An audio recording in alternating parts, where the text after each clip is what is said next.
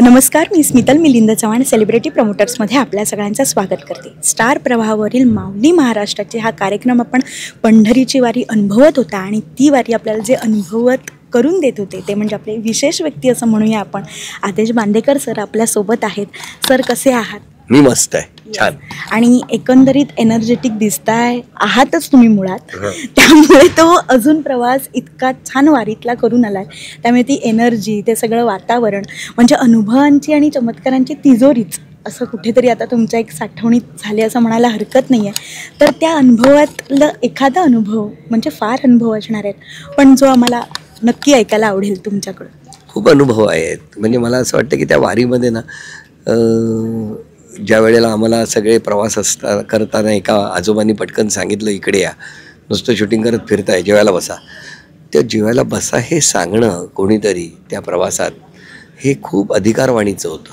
आणि घरातलं कोणीतरी मोठी व्यक्ती आपल्याला असं सांगू शकते. त्या अधिकारवाणीने ते सांगत होते ना, तो आनंदच जास्त महत्त्वाचा होता. त्याच्यामधलं ते प्रेम, माया, त्यांचं ते पितृत्व हे सगळं अनुभवायला मिळालं त्या वारीत. जसं की आपण सेवा करतो, तिथे जी सेवा घडते, जसे की पाय दाबणं असतं, जसं तुम्ही आता पितृत्व म्हणालात, तशी बाबांची आठवण झाली का परत अशी पटकन त्या क्षणी? हो, मला आली ना. माझ्या डोळ्यात पाणी पण आलं. कारण अचानक एका आजोबांचे पाय चेपत असताना त्याच दिवशी माझ्या वडिलांची तब्येत इकडे थोडीशी बिघडली होती आणि त्याच वेळेला मला तिकडे मी ती सेवा करत होतो. तेव्हा एक मुलगा म्हणून मी तिथे होतो, पण इथे असायला हवं होतं असं मला वाटलं. सुदैवाने नंतर ते व्यवस्थित आहेत, छान आहेत. त्याच्यामुळे तो काही नाही, ती पांडुरंगाची कृपा. पण त्यावेळेला असं व्हायचं ना, आपल्या कुटुंबाची आठवण येते आपल्याला.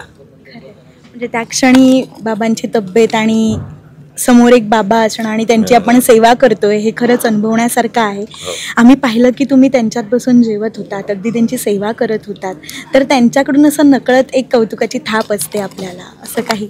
हो, ते तर देतातच. म्हणजे दिलीच मला. म्हणजे प्रत्येक ठिकाणी त्यांना वेगवेगळ्या आठवणी येत होत्या. त्यांनी कोणीतरी माझे कुठले तरी एपिसोड बघितले होते, त्यांनी काहीतरी माझ्याबद्दल वाचलेलं होतं, माझ्या तब्येतीबद्दल कधीतरी. तर त्याच्याबद्दल ते आस्थेने विचारणा करत होते आणि त्यांच्याशी बोलायलाही मला आवडलं. आम्ही तुम्हाला अशी शांत झोप घेताना पण बघितलं एका आजोबांच्या मांडीवर. ती शांत झोप कशी होती, काय सांगाल? अरे, ज्यांनी 20 वर्ष 25 वर्ष वारी केली आहे अशा वारकरी आजोबांच्या सोबत असं काही क्षण मायेचे मिळणं हे एक आनंदाचं होतं. खूपच मायेचं होतं आणि ते मला मिळालं, अनुभव मिळाला. हा प्रवास खरं तर इतक्या दिवसांचा आम्हाला सहजरित्या दिसला, पण त्याच्या मागे काही ना काही नक्कीच एक मोठ्या मोठ्या टप्पे तुम्हाला पार करावे लागणार आहेत. पण असा कोणता एखादा क्षण घडला का की इथून पुढे बापरे हे कठीण आहे, आता ह्याच्यातून सुटका कशी, असं? किंवा असे काही ह्या प्रोग्राममधून म्हणत नाही, म्हणजे आता आता तुम्ही चालताय पण खूप गर्दी जमा झाली आहे किंवा आता आपलं पुढचं कसं शूट होणार आहे किंवा काय, पण ते नकळत गोष्टी घडून आल्या पांडुरंगाच्या निमित्ताने, असं काही घडलं? असं तर होतच होतं की कारण इतक्या गर्दीमध्ये कॅमेरा घेऊन त्यांच्याबरोबर चालणं हेच खूप खरं तर जिकरीचं होतं. पण तरीसुद्धा संपूर्ण टीम, कॅमेरामन, साऊंड रेकॉर्डिस्ट या सगळ्यांनी ती जबाबदारी आणि स्वतःचं काम 100% केलं.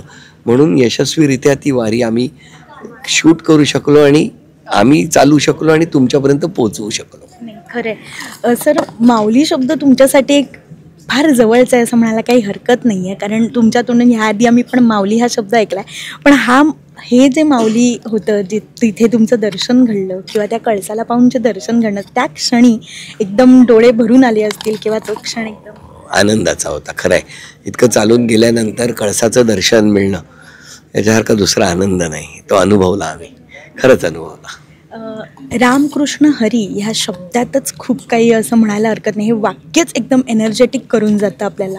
तर काय सांगाल सर? खरं आहे, रामकृष्ण हरी हा मंत्रच आहे जो त्या वारीत प्रत्येक वारकऱ्यांच्या मुखातून येत असतो आणि हा अत्यंत म्हणजे पांडुरंगाची सेवा चाललेली असते. ते नामस्मरण होत असतं वारीत, असं मला वाटतं. आणि आजूबाजूला मृदुंग, टाळ हे सोबतीला आहे म्हणजे खरं. छान छान छान उत्साह आणि ऊर्जा, दुसरं काही नाही. खरं. आणि ह्या सगळ्या सोबतीला तुमचा मुलगाही तुमच्या सोबत होता काही ना काही कामाच्या निमित्ताने. तर तो क्षण तुमच्यासाठी एकत्र घडलं हे दर्शन खरंच आहे ना, की मुलाबरोबर दर्शन करायला मिळणं यासारखा आनंद नाही. आणि प्रोडक्शन तो पूर्ण सांभाळत होता, त्यामुळे ती जबाबदारी होती आणि ती जबाबदारी त्यांनी पूर्ण पार पाडली. ती सुद्धा पांडुरंगाची सेवाच होती. येस. तुम्ही दोघांनीही पांडुरंगानी तुमच्या दोघांकडून जबाबदारी खूप छान पद्धतीने पार करून घेतली असं म्हणायला हरकत नाही आहे. असेच खूप सारे आनंदाचे क्षण तुमच्या आयुष्यात घडो, अशा खूप साऱ्या शुभेच्छा आणि रामकृष्ण. रामकृष्ण. Thank you sir.